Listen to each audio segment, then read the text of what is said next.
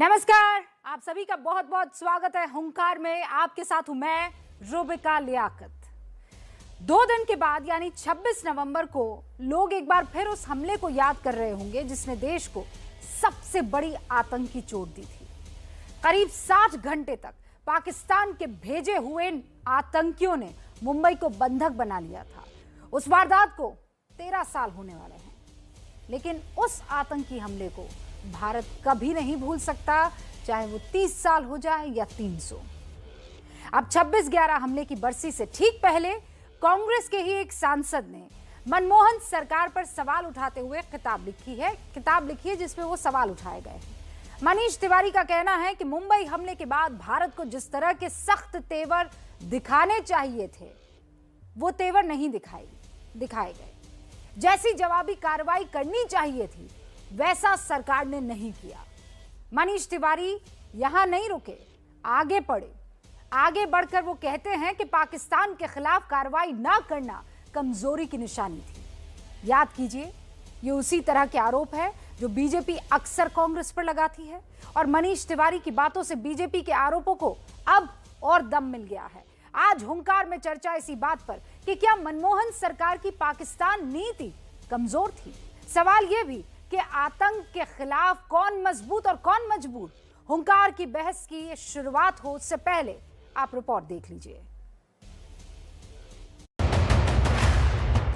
कांग्रेस की जो सरकार थी वो निठल्ली निकम्मी थी। जो देश चलाते हैं उनको बहुत कुछ सोच समझ के आगे कदम उठाने पड़ते। आज नरेंद्र मोदी जी के युग में आतंकवादी दहले हुए हैं। मुंबई को लहूलुहान करने वाले आतंकी हमले के 13 साल बाद कांग्रेस के ही एक सांसद ने हमले के बाद तत्कालीन मनमोहन सरकार को कटघरे में खड़ा कर दिया है। पूर्व केंद्रीय मंत्री मनीष तिवारी ने अपनी आने वाली किताब 10 flash points 20 years national security situation that impacted India में लिखा है, 26/11 के बाद भारत को सख्त कार्रवाई करनी चाहिए थी। पाकिस्तान के खिलाफ कार्रवाई ना करना कमजोरी की निशानी। 26/11 एक ऐसा मौका था जब शब्दों से ज्यादा जवाबी कार्रवाई दिखनी चाहिए थी। जब किसी देश के निर्दोषों के कत्ले आम का कोई खेद नहीं तो धैर्य ताकत की पहचान नहीं। मनीष तिवारी के इस बयान के बाद बीजेपी ने कांग्रेस पर राष्ट्रीय सुरक्षा को दांव पर लगाने का आरोप लगाया है। कांग्रेस की जो सरकार थी वो निठल्ली निकम्मी थी।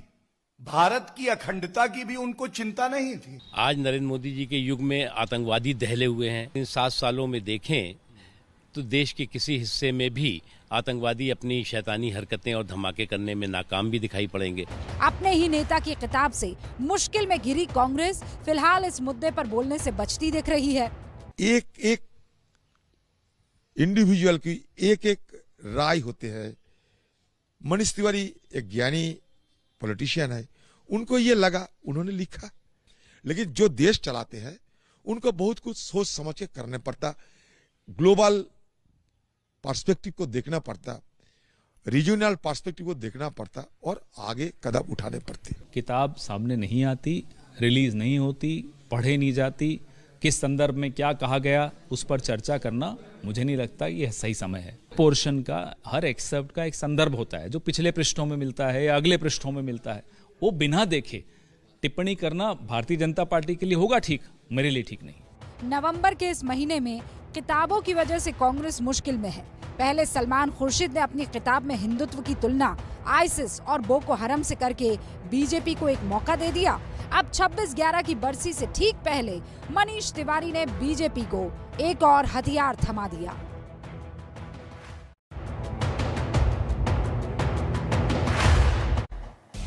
आतंक के खिलाफ कौन मजबूत और कौन मजबूर, आज की हुंकार इसी पर। रोहन गुप्ता साहब अब से कुछ ही देर में हमारे साथ जुड़ेंगे, प्रवक्ता हैं कांग्रेस के।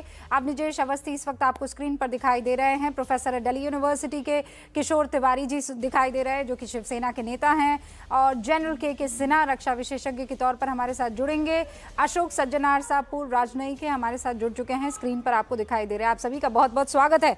किशोर तिवारी जी, सबसे पहला सवाल आप ही से है, जब मनीष तिवारी जैसे नेता, अपनी सरकार में मंत्री रहे नेता, किताब में ये कहते हैं कि जिस तरीके का एक्शन चाहिए था वो एक्शन कांग्रेस ने नहीं दिखाया, इसकी व्याख्या कैसे करेंगे? नहीं, एक बात मैं बताता हूं कि 9 से मुझे 14 आवाज तक दे जो दीजिए। सरकार थी वो सरकार ढंग से चली नहीं करके तो मोदी जी की सरकार आई। अब देखिए सलमान खुर्शीद, रशीद अलवी और कभी कभी दिग्विजय सिंह, एक पैनल बना है किरकिरी करने का कांग्रेस का, जिसमें मनीष तिवारी आज शामिल हो गए। अब विपक्ष कुछ करता ही नहीं तो उनके ही नेता उनको डैमेज कर रहे हैं।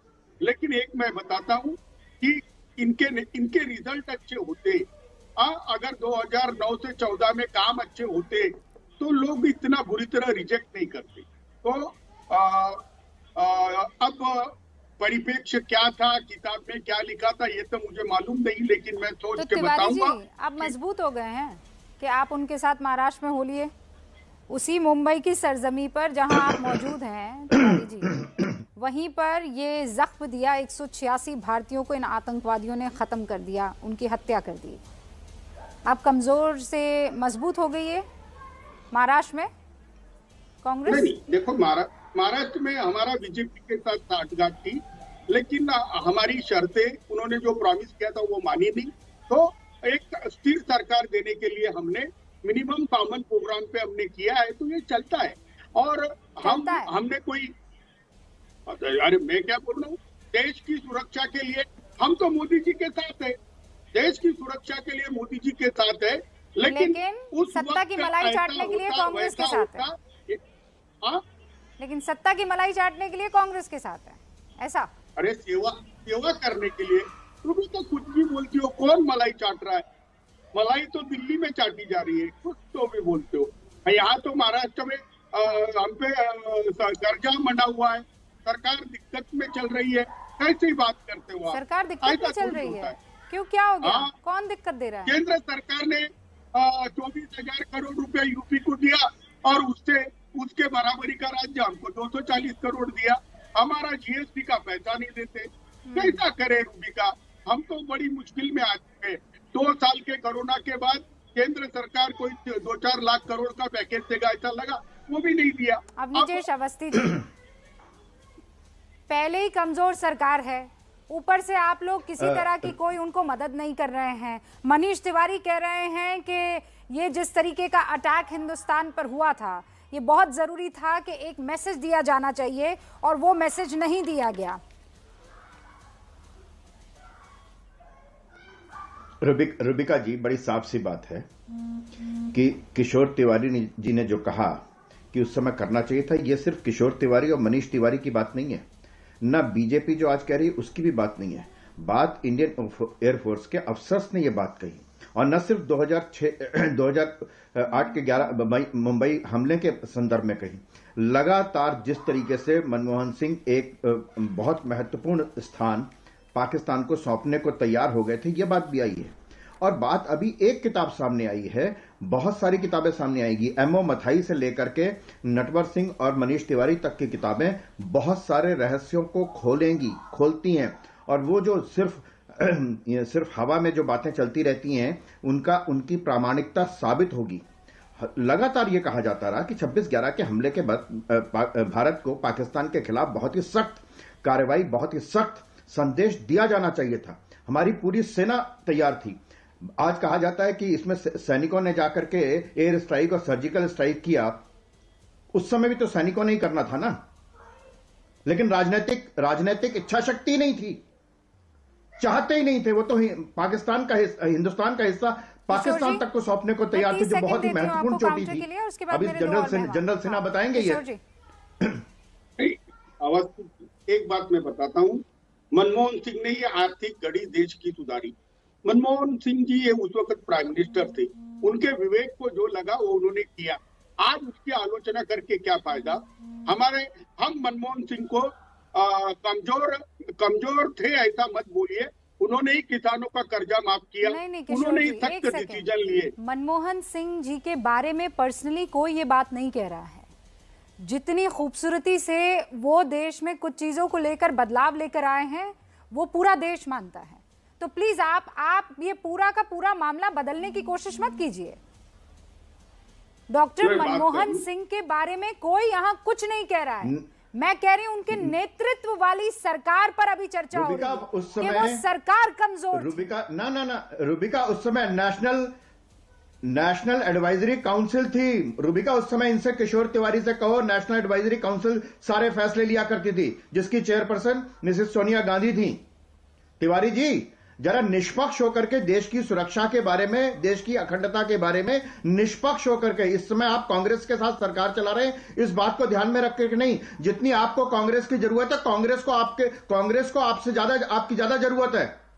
आप भी जरा रीढ़ की हड्डी सीधी करिए अपनी। किशोर जी, रूबिका बोलना पड़ेगा। रूबिका कैसा है, अभी रूबिका मनीष तिवारी जी और हमारे ये जो नेता है ये साइड ट्रैक हो चुके हैं, इसलिए कांग्रेस के लिए किरकिरी कर रही है।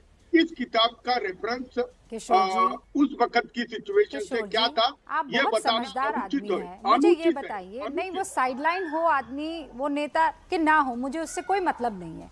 सच्चाई क्या है किशोर जी, कि जब हिंदुस्तान के सीने पर जख्म पड़े, जब 186 लोगों की हत्या इन आतंकवादियों ने की, तो हमें दुनिया को और इस मुल्क को ये नहीं बताना चाहिए था कि तुमने गलत जगह हाथ डाल दिया है, तुम्हें नहीं पता है कि तुम क्या कर रहे हो। मैं ये बात नहीं कह रही हूं कि मनीष तिवारी आज कहां पर है और वो कांग्रेस को कितना खतरा पहुंचाने की कोशिश कर रहे हैं या कितना नीचा दिखाने की कोशिश कर रहे हैं या एम्बैरस कर रहे हैं। मैं हिंदुस्तान का जिक्र कर रही हूं। और इस बात को समझिए किशोर तिवारी जी, जनरल सिन्हा भी हमारे साथ हैं और अशोक सज्जनहार साहब भी। जनरल सिन्हा, बड़े अरसे से ये बात कही जा रही है, क्या अब यकीन किया जाए क्योंकि मनीष तिवारी ये बात कह रहे हैं?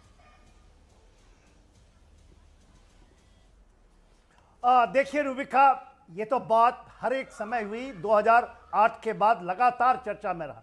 आपने बहुत चर्चा की है इनके ऊपर में, मगर मनीष तिवारी, आपको समझना पड़ेगा, Manish Tiwari ji spokes person of Congress थे उस समय।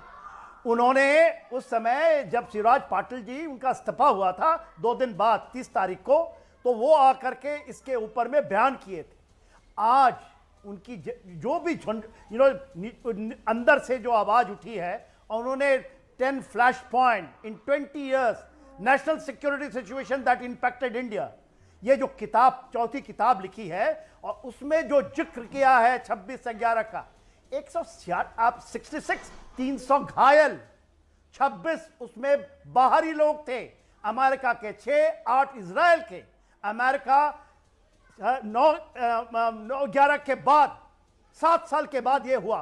सबको आस लगी थी पूरे विश्व को कि भारत एक मजबूत देश की तरह कुछ ना कुछ बहुत बड़ा करेगा। और आप उस समय जो हमारे एयर चीफ थे, जॉनी मेजर का बयान आ चुका है, उन्होंने लिखी है बहुत जगह, वो तो कहे हमें, हम तो आए, हमने कहा कि हम जाने के लिए तैयार हैं। वो अधीर रंजन ये कह रहे हैं, और मैं शब्दशः आपको पढ़ के सुनाना चाहती हूँ। अधीर रंजन ये कह रहे हैं कि भाई जब कोई सरकार में होता है तो बहुत कुछ सोचकर कदम उठाना होता है, और उस वक्त बड़ा सोचकर ये कदम उठाया गया।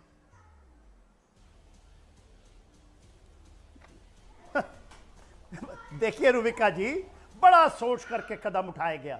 पाकिस्तान में हमारे जो उस समय के होम सेक्रेटरी साहब थे, वो इस्लामाबाद में थे। 2 दिन उनको भेज दिया गया मुरई, जो एक उनका हिल स्टेशन है, और वहां से वो चली बातें, ये सब चीज दबा दी गई। पाकिस्तान की सुनियोजित तरीके से ये किया। और क्या कहती रही उस समय की यूपीए गवर्नमेंट कि हम वहां भेजे हैं उनसे वार्तालाप के लिए, 2 दिन बाद आते हैं। एनएसजी को डिले कर दिया शिवराज पाटिल ने लिफ्ट करने में। आपके लोग 26/11 से 28/11 तक ये जो चली 60 घंटे का महम, और कितने लोग, टोटल 10 आतंकी, और कितने जगहों पे आप उन्होंने किया ये। उसके बाद आप कुछ नहीं करते, कुछ नहीं, हाथ पे हाथ। आप उसके बाद आप अपना किस चेहरे से, किस विश्व कम्युनिटी के ऊपर में जाके कहते हैं? बात खत्म कीजिए, फिर अशोक सज्जनहार साहब। किशोर जी, देखिए क्या हुआ। देश की जनता ने 2008 के 26/11 के हमले के बाद, आप देखेंगे तो 2009 में राज्य और केंद्र में भी यूपीए को ही साथ दिया। तो उस वक्त की सिचुएशन क्या थी यह, और 13 साल के बाद आज उस पर सवाल उठा के क्या थी बताएंगे उचित था या सिचुएशन क्या भाई नहीं था, मेरे? ये तो मुझे मालूम सिचुएशन नहीं, बताइए ना। लेकिन मुझे लगता है कि सरकार नर्म पड़ गई। सरकार ने पाकिस्तान को ज्यादा स्पेस दी। तिवारी जी, सिचुएशन कोई भी हो, क्या बात कर रहे हैं आप? सिचुएशन कोई भी हो, आपके सरजमी पर कोई अटैक कर देगा और आप सिचुएशन का हवाला देकर बच निकलेंगे? नहीं, हम शिवसेना एक सेकंड लूंगा, एक सेकंड लूंगा। के बदला लेने के पक्ष में थे और रहेंगी। हम उस वक्त भी आप पाकिस्तान से बदला लेने के पक्ष में रहेंगे। जब एयर स्ट्राइक होती है, जब सर्जिकल स्ट्राइक होती है, तो सबसे पहले सवाल उठाए जाते हैं सरकार पर। आप लोग साथ खड़े रहते, हिंदुस्तानियत दिखाते उस वक्त, लेकिन आप सबने सिर्फ और सिर्फ राजनीति की। और सिर्फ आप नहीं, आपके साथी कांग्रेस का भी मैं यहां पर जिक्र कर रही हूं। आपने जो काम नहीं किया, लेकिन ये सरकार अगर वो काम कर रही है तो फिर आपको ईमानदारी से पीठ थपथपानी चाहिए थी, और अब नहीं थपथपाते। चलिए, आपकी राजनीतिक आइडियोलॉजी इस चीज को नागवार गुजरता आप लोगों को, तो चुप रह जाते। एयर स्ट्राइक हुई कि नहीं हुई, वहां पर कौवे मरे क्या, वहां पर कहां पर किया, हमें तो नहीं लगता है। वो सारी बातें जो पाकिस्तान चला कर खुश हो रहा था अपनी स्क्रीन पर कि देखिए हिंदुस्तान के लोग क्या कह रहे हैं, यकीन नहीं है वहां की पॉलिटिकल पार्टीज को। तो आज इस बात का जिक्र होना जरूरी है। अशोक सज्जनार साहब आ चुके हैं, फिर जनरल सिन्हा मैं आपके पास आऊंगी। अशोक जी, मैं जब देखती हूँ ना वो 18 सितंबर उरी पर अटैक होता है, मतलब कलेजे पर चोट लगती है, और फिर 28 सितंबर खबर आती है कि सर्जिकल स्ट्राइक कर दी।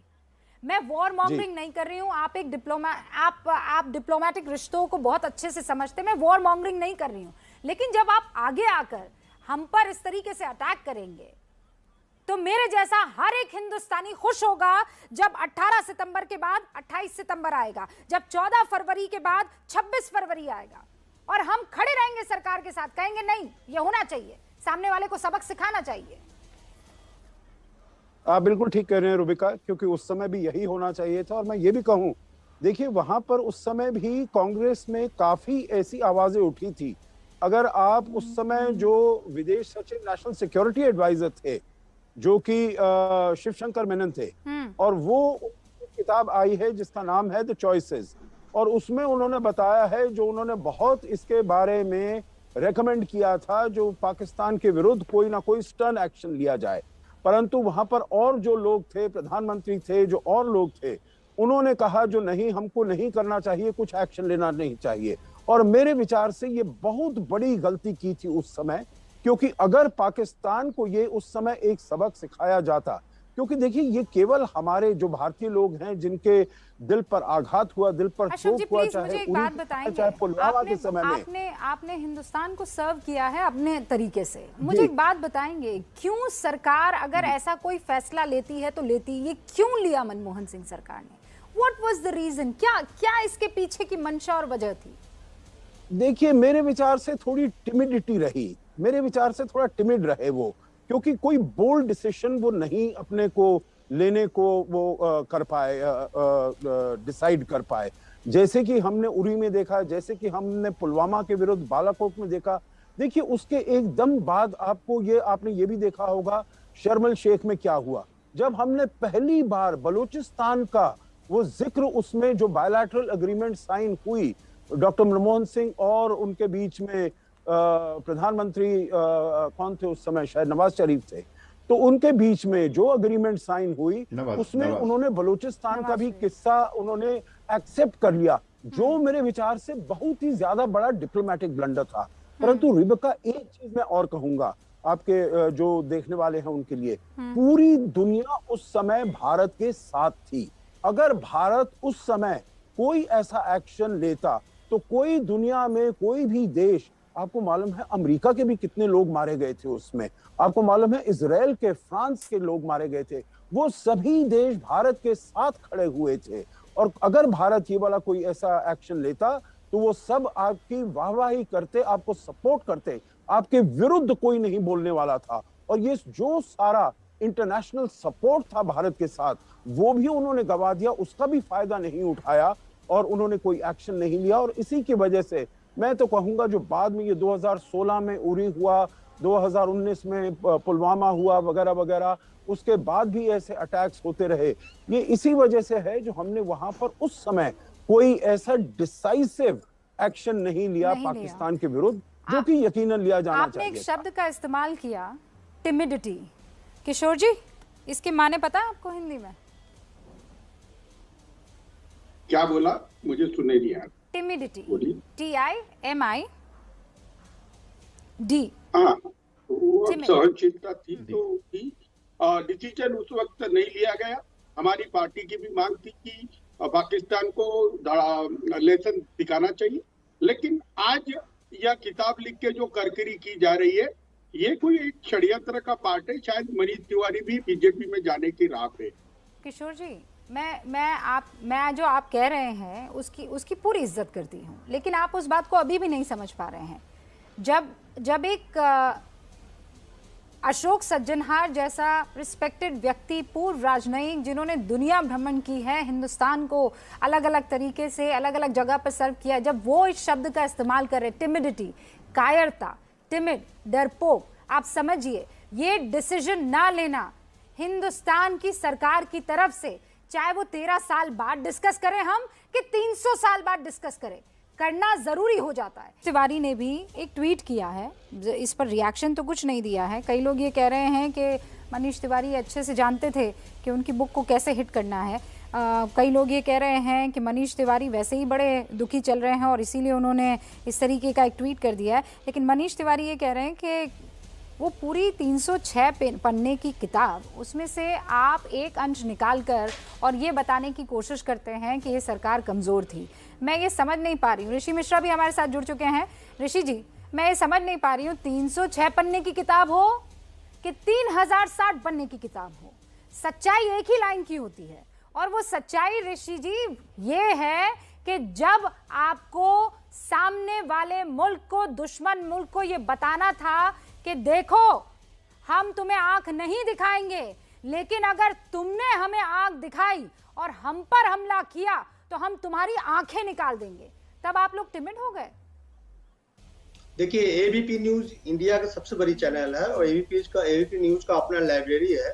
2008 का मनीष तिवारी का जितने भी उन्होंने प्रेस कॉन्फ्रेंस किए हैं, 2008 में मनीष तिवारी कांग्रेस के प्रवक्ता थे। हाँ। और मनीष तिवारी को 2008 में ही लगा होगा ना कि मनमोहन सिंह सरकार जो है, जो मुंबई में जो अटैक हुई थी उस पर समुचित कार्रवाई नहीं की, तो 2008 में तो वो पार्टी और सरकार दोनों को डिफेंड कर रहे थे। और मैं एबीपी न्यूज से रिक्वेस्ट करूंगा अपने लाइब्रेरी से निकाल के वीडियो को चलाएं। नंबर 1। नंबर 2, 2009 में वो सांसद चुने गए थे और डिफेंस कमेटी के मेंबर थे मनीष तिवारी। तो मनीष तिवारी डिफेंस कमेटी के मेंबर थे, उनको ऐसा लगा वो बहुत ही ऑनेस्ट नेता है, तो उनको अपने डिफेंस कमेटी में कम से कम आवाज तो उठाना चाहिए कि जो मनमोहन सिंह की सरकार थी उस समय उन्होंने समुचित कार्रवाई नहीं किया। तो सवाल टाइमिंग को लेकर है। मनीष तिवारी जी का इक्वेशन पंजाब कांग्रेस में बैठ नहीं पा रहा है, पार्टी आला कमान से, पार्टी आला कमान से वो उम्मीद। मैं कह रही हूँ मनीष तिवारी जो हैं आप लोगों को नुकसान पहुंचा रहे हैं। मनीष तिवारी इस वक्त बिल्कुल ऐसे बिहेव कर रहे हैं जैसे उनको कोई मतलब ही नहीं है उस पार्टी से जिस पार्टी ने उन्होंने आज की तारीख में मनीष तिवारी बनाया। मैं सब समझ रही हूँ, लेकिन इससे क्या सच्चाई बदल जाती है ऋषि जी कि सरकार ने वक्त रहते किसी तरह का कोई एक्शन नहीं लिया। मैं कह रही हूँ मनीष तिवारी इस वक्त अपना गुस्सा निकाल रहे हैं। मनीष तिवारी क्योंकि कांग्रेस से अब उनको वो फायदा नहीं मिल पा रहा है, तो इस तरीके की बात मैं सब मानती हूँ, लेकिन क्या इससे सच बदल जाता है? मुझे 5 सेकंड दीजिए। जो भाजपा कांग्रेस पे आरोप लगा रही है, मैं उन भाजपा से पूछता हूँ कारगिल किन के समय में हुआ था? पार्लियामेंट में अटैक किन के टाइम में हुआ था? पार्लियामेंट में अटैक जो हुआ था, इंटेलिजेंस फेलियर थी कि नहीं थी उस समय? डिफेंस मिनिस्टर क्रिकेट में मुझे बोलने दीजिए, मैं लास्ट में जुड़ रहा हूँ। रुबिका जी, किनके कार्यकाल में इस्तीफा दिया था? सर आपने सवाल पूछा, इसीलिए अपनी ऑन कैमरा घूस को मैंने इनवाइट किया ना कि जवाब दीजिए। भाजपा के प्रवक्ता तो आए नहीं, तो मैं सवाल करता। आपके पार्टी के राष्ट्रीय अध्यक्ष कैमरा पे घूस लेते हुए पाए गए थे। कफन घोटाला आप ही के कार्यकाल में हुआ था। आप ही के कार्यकाल में डिफेंस मिनिस्टर इस्तीफा दिए थे। अटल बिहारी वाजपेयी के बाद पाकिस्तान पे क्या हमला किया, ये एबीपी न्यूज पे बताएं, जो एक्स्ट्रा प्लेयर बैठते हैं बीजेपी के तरफ से, जो ड्यू में प्रोफेसर है, वो बताएं कि पार्लियामेंट में जब अटैक हुआ था तो बीजेपी सरकार ने क्या कार्रवाई की थी। ऋषि जी, ये जो छींटे आप मार रहे हैं ना प्रोफेसर अवनीश अवस्थी पर, वो आपकी तरफ भी आएंगे। एक्स्ट्रा प्लेयर वाली जो बात आप कह रहे हैं ऋषि जी, थोड़ा तो देखभाल के कहिए। आप कहाँ कांग्रेस के आधिकारिक प्रवक्ता हो गए हैं क्या? रुबिका, नहीं, रुबिका, फिर ध्यान रखिएगा, छींटे आप पर भी आएंगे। समझदार आदमी है ऋषि जी, रुकिए आप। हाँ, रुबिका जी, मैं सिर्फ एक बात कह रहा हूँ, मुझे मनीष तिवारी से और भाजपा से कुछ लेना देना नहीं है। आज मनीष तिवारी डिस्ग्रंटेड है या नहीं, भाजपा ने तब किया था या नहीं किया था, भैया बीच में बोलिए, इसको कहिए ना कि चुप रहिए। ऑफिशियल प्रवक्ता भी नहीं है कांग्रेस के ये। रुबिका जी, बात महत्वपूर्ण यह है कि मनीष तिवारी आज वही बात कह रहे हैं जो इससे बहुत पहले इंडियन एयरफोर्स ने कही थी, जो भारतीय सैन्य अधिकारी ने कही थी, आज जो भारतीय राजनयिकों ने कही थी। ऋषि जी, हम लोग इत्मीनान से बात कर रहे हैं। किशोर तिवारी को, हाँ, इत्मीनान से बात करते हैं। आपको मैं मौका दूंगी बात रखने का। हाँ, अपने जी को अपनी बात रखने दीजिए। सुन लीजिए, हाँ पूरी बात, और आपकी बात सुनूंगा मैं। ऋषि जी, आपकी बात सुनूंगा मैं। बात आज ये है कि आज ये कहा जा रहा है कि 13 साल पहले की बात को अब याद करने की जरूरत क्या है। किशोर तिवारी जी, आप भूल सकते हैं बाला साहब ठाकरे का वो काम जिसमें उन्होंने मणिशंकर अय्यर तिवारी की फोटो के साथ क्या किया था। आप भूल सकते हैं कि बाला साहब ने सोनिया गांधी के बारे में क्या कहा था। आप अपनी सुविधा के हिसाब से सत्ता की लोलुपता में जो चाहे भूल सकते हैं, लेकिन जो देश, जो समाज अपने ऊपर होने वाले आक्रमणों को भूल जाता है, वो दोबारा से परतंत्रता की तरफ जाता है। बात सिर्फ 26/11 की नहीं है, बात हेमराज का सर काटने की भी है, बात सरबजीत को बचाने की भी है। एक घटना नहीं है। आज जिस तरीके से सैन्य अधिकारी और लोकतंत्र के सबसे बड़े मंदिर पे किसके कारगिल में अटैक हुआ था? कारगिल क्यों हुआ था? आपके डिफेंस मिनिस्टर जॉर्ज फर्नांडिस ऋषि जी, मुझे ये बताइए, आप लोग ही कहते थे ना, आप लोग ये कहते थे ना, शर्ट में दाग, मेरी शर्ट में दाग, ये करने से क्या जवाब मिल जाएगा? जनरल सिन्हा, मुझे ये बताइए कि आज की तारीख में अगर बात की जाए कि मजबूर और मजबूत कौन, तो क्या जहन में आएगा आतंकवाद को लेकर? जी हाँ, जो आप सवाल किए हैं कि उस समय मजबूर कौन था और मजबूत कौन था, उस समय मैं आपको सिक्योरिटी सिचुएशन बताता हूं, जो कह रहे थे कि सिक्योरिटी सिचुएशन हमारे फेवरेबल में नहीं था। 2008 में उस समय भी हमारे पास तकरीबन 39 स्क्वाड्रन होते थे। वो हम उस समय मजबूत नहीं रहे, हम कंप्रोमाइज कर गए। आज के दिन 29 जब आपने बालाकोट किया है, तो आप बताइए, हमने इतने डिप्लीटेड रफाल के लिए इन्होंने फाइल बंद कर दी थी, और उसके बाद 29 स्क्वाड्रन लेकर के, जो कि आप किसी भी तरीके से टू फ्रंट में नहीं कर सकते हैं। ये तो हमारी इंजूनिटी है कि हम बालाकोट गए और किस तरह से हमने दहाड़ लगाई कि आप 2.5 फ्रंट के ऊपर में हम ऑपरेशंस कर रहे हैं। तो ये होती है मजबूती, ये होता है हम लोग कहते हैं कि हमारे पास जो चीज है, हम शेर दिल हैं, हम घुस सकते हैं, कुछ कर सकते हैं। मगर आप कितने भी मजबूर हो, कितने भी मजबूरी क्या थी इनकी? इन्होंने कहा, ये ऑफिशियल रिपोर्ट है, कि उस समय जद्दारी साहब की सरकार थी, आसिफ अली जद्दारी साहब की सरकार थी, और उस समय अमेरिका उसामा बिन लादेन के लिए पीछे पीछे घूम रहा था। तहरीक तालिबान पाकिस्तान 2007 में दस्तक दे चुका था। पाकिस्तान की सेना अपने उसके वेस्टर्न फ्रंट पे लगी हुई थी। इससे अच्छा मौका कभी नहीं था। सरकार की क्या मजबूरी? अरे मेरे भाई, या मेरे सुन लो, जमीनी सच्चाई, मैं फौज में था उस समय, फौज मैं देखा हूं, मेरे पास लिस्ट पड़ी है। अरे छोड़िए, आपको मिल जाएगा राजपथ। ऐसे गवर्नर के पोस्ट को मैं लातों से मारता हूँ। राज्यपाल और सुरेश साहब, अशोक साहब, आप डोंट वरी, हम देश के लिए सर कटाने के लिए अभी आप कर सकते हैं चापलूसी कीजिए, जाके झूठे मंदराबाद के। हम लोग शेर हैं और शेर रहेंगे। ऐसे गवर्नर की पोस्ट में आपको आज यकीन दिलाता हूं, एबीपी न्यूज में कि गवर्नर पोस्ट भी आएगा तो मैं पैर से ठुकरा दूंगा। अरे यार क्या बात करते हो?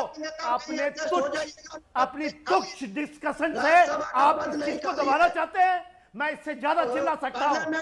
आप लोग एक कुर्सी के लिए आपको तो मेयर तक नहीं मिला, आप राजनीतिक विश्लेषक बनना चाहते हैं?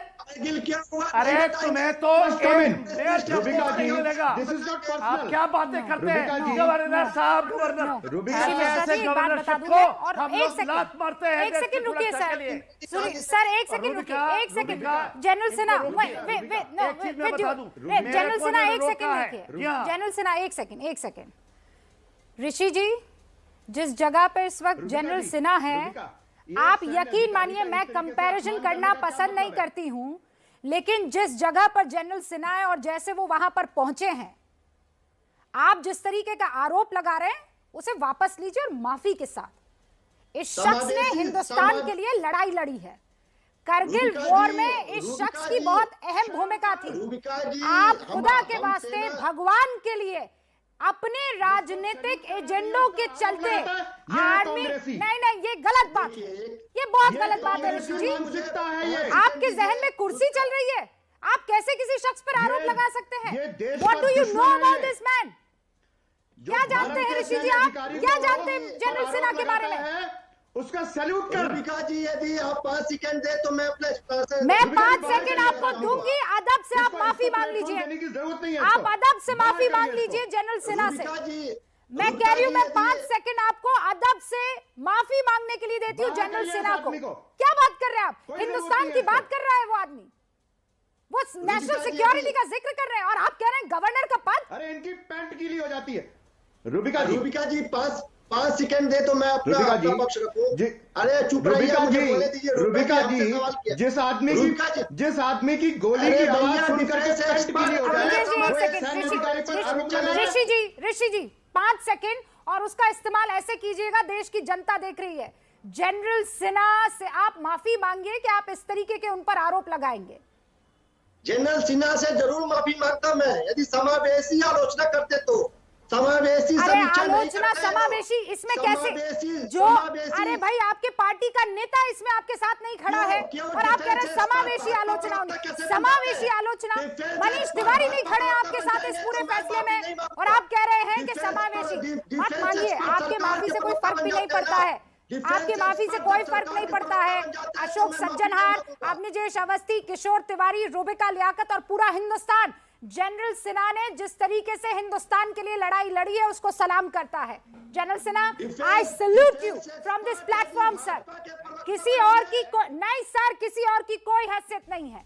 जब हिंदुस्तान की बात आती है तो आपको सर झुकाकर नमन करना चाहिए उन सारे फौजियों को, उन सारे आर्मी पर्सनल को, सेना के जवानों को। क्या आप राजनीति बीच में लाते हैं?